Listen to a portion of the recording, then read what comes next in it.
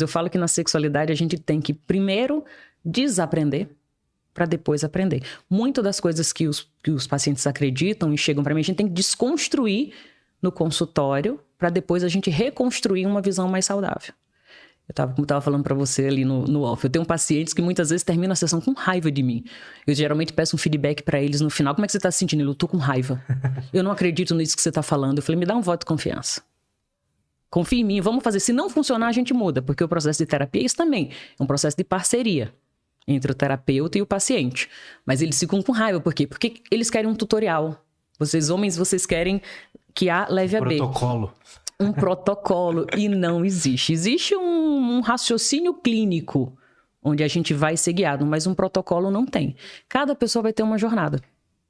E aí o processo de terapia auxilia nessa jornada, que é muito mais de olhar para dentro do que você se munir de coisas que estão fora.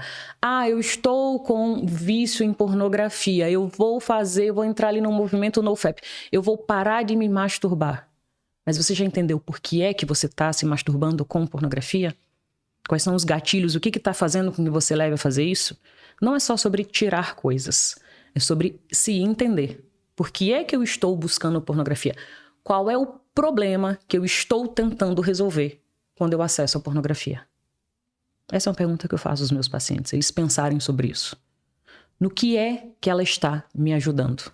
Porque nenhum comportamento se repete se ele não tiver uma função. Então já fica aí de orientação para vocês. Se quiserem começar a ressignificar a sexualidade, se pergunte: qual é o problema que a pornografia está tentando resolver para mim? E normalmente eles chegam na resposta que é estresse, que é o quê? Ansiedade? O leque é variado. Tem também uma questão onde a pornografia, a relação que o sujeito tem com a pornografia aparece como sintoma de algum transtorno mental. Isso acontece. Como assim? O paciente que é... o cara é TDAH. Uhum. Tem uma relação muito próxima entre a questão do TDAH e o uso problemático de pornografia. Por quê? Porque tem muito uma questão de desregulação emocional do TDAH. Sem a medicação, sem o diagnóstico, sem o tratamento, ele sente aquela inquietação e ele já aprendeu e percebeu que quando ele consome a pornografia, aquilo traz um alívio imediato. Por isso que... E essa coisa da dopamina também é intensa. Então, se eu tenho um lugar onde a dopamina é intensa e barata, o cérebro aprende fácil. Poucas coisas vão te dar uma dopamina tão fácil e tão intensa como a questão da ejaculação, do orgasmo, potencializado pela pornografia. É como se fosse um catalisador mesmo. Só que aí toda vez é como se você precisasse muito pouco para regular uma emoção e você usa uma enxurrada de dopamina para lidar com aquilo. Então não é sobre, eu não vou usar. É quando eu vou usar. Pô, se eu tô com tesão, eu tô com vontade, eu tô com tesão, eu quero me masturbar e eu vou acessar a pornografia, não é todo mundo que vai ter problema com isso. É como a questão, vamos pensar, podemos usar um raciocínio da questão do álcool. Tem pessoas que conseguem fazer uso recreativo do álcool. Não estou dizendo que álcool é saudável, que fazer uso do álcool é saudável, mas tem pessoas que conseguem fazer o uso recreativo. Tem pessoas que têm problema com álcool. É diferente. Então, tem pessoas que conseguem fazer um uso recreativo de pornografia. Tem pessoas que vão ter problemas com o uso de pornografia. Ou porque ela tem um quadro de compulsão sexual, e aí a pornografia está mascarando essa compulsão. Ou porque ela tem um quadro de TDAH, ou porque ela tem um quadro de fobia social. Olha o quanto a pornografia é um refúgio confortável para uma pessoa num quadro de fobia social, que não quer interagir, que não quer sair, que tem dificuldade de chegar em outra pessoa. Mas ela tem aquele desejo, mas ela não consegue chegar no outro. Chego na pornografia, eu resolvo esse problema. Por isso que eu vi essa pergunta. Qual é o problema que a pornografia está resolvendo para mim? Eu já recebi muitos pacientes que, na realidade, ele tinha fobia social. Então, ele chegava para mim para lidar com a questão da pornografia. Quando eu fazia a anamnese, a visão bem ampla da história dele, de vida e a história sexual, o que aparecia era toda uma sintomatologia de fobia social. Que loucura. E hoje, o que você estava falando em off pra mim é que pra você hoje não existe essa coisa de vício em pornografia, né? Pra mim não, né? Na verdade, pra ciência, pra nós, assim, eu falo, o paciente, você quer ler, não vou comprar briga com ninguém. Você que é público, você é paciente, você pode chamar do que você quiser. Pode chamar de vício se for a linguagem que mais te atrai. Mas o profissional de saúde que vai guiar um tratamento com o paciente, a gente não pode reproduzir a lógica do vício. Não é que eu acho, é que não tem evidências de que, na realidade, não funciona. Não é vício em pornografia, porque não é um comportamento que a pessoa perde o controle.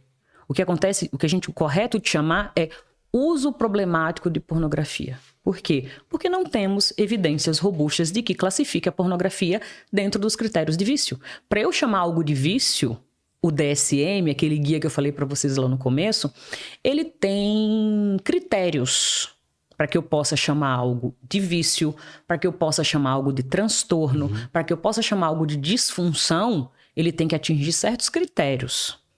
Para chamar de vício, eu preciso de uma série de critérios que a pornografia não atinge. Então não é sobre, não tem estudo. Tem estudo, e tem estudo comprovando que não atinge os critérios. Então, por quê? E por que isso é importante? Porque se eu chamo de vício, eu, profissional de saúde, e eu vou tratar como vício, eu estou cometendo iatrogenia. Eu estou piorando um quadro. Porque não é vício, não é 12 passos. Se eu pego um paciente e for tratar como vício, vou usar lá os protocolos dos 12 passos, não vai funcionar. Então, hoje, o que a ciência tem apontado e percebido é que a pornografia ela tem aparecido muito mais como sintoma de alguma questão, de algum problema que a pessoa tenha e ela está tentando lidar, do que de fato como um vício. Seria mais ou menos olhar para um outro caminho ali, mais parecido com como a gente olharia para a compulsão alimentar. E olha como faz, vou construir um raciocínio aqui, como faz um pouco de muito sentido. Quando eu penso na linha do vício, eu vou tirar algo que realmente não faz parte da condição humana.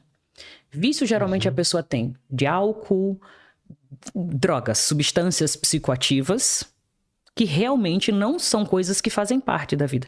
Se eu tirar álcool da minha vida, se eu tirar droga da minha vida, se eu me abster daquilo, a minha vida vai melhorar. Porque eu não nasci com aquilo. Então faz sentido o tratamento de abstinência. Agora, se eu penso a questão da pornografia sendo um caminho pelo qual eu lido com a minha sexualidade, todos nós temos sexualidade. Até o sujeito que não faz sexo tem sexualidade. Então, se é algo que existe dentro de mim, é muito mais lógico a gente pensar no raciocínio que a pessoa tem com a relação da alimentação. A nossa alimentação também é algo intrínseco. E existe pessoas que têm problema com a alimentação. As pessoas que têm... Por que a gente não pega as pessoas, então, que têm problema com a alimentação e trata pela via do vício? Porque não vai funcionar. Eu não posso abster a pessoa de comida. Eu não vou tratar uma compulsão com abstinência.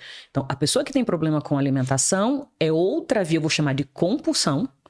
E a gente vai fazer o quê? Melhorar a relação que a pessoa tem com aquele alimento. A sexualidade, como também é algo interno, é muito mais coerente eu lidar com essa questão como eu lido na questão da compulsão alimentar. Melhorar a relação da pessoa com a própria sexualidade. Mas aí, como? Como eu vou melhorar essa relação se em lugar nenhum se fala sobre sexualidade saudável, a sexualidade positiva, um viés mais positivo? É aí onde as pessoas realmente se perdem e elas não sabem a quem recorrer. E cria-se todo um mercado em volta dessa ideia da pornografia como vício, né? Vão ter um monte de influenciadores profissionais que vão passar justamente o contrário do que você está defendendo. Vão falar, não, você tem que parar de uma vez e isso é errado, você vai ter uma clareza mental, igual a gente estava falando. Isso. São os inquisidores do mundo atual. Se antigamente a Inquisição, os caras usavam batina, hoje eles usam terno, camisa preta de coach e vai vender curso. Por quê? Porque você sempre vai recair, você sempre vai procurar ele vai ter sempre um curso novo para te vender.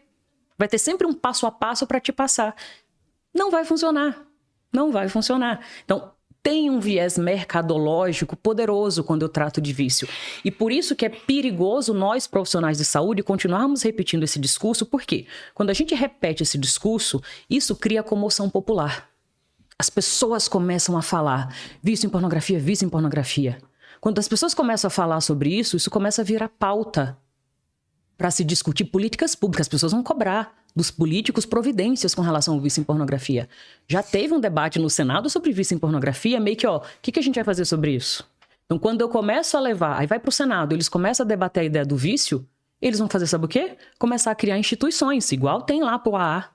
Olha o quanto dá dinheiro, em muitos casos, muitas clínicas de reabilitação.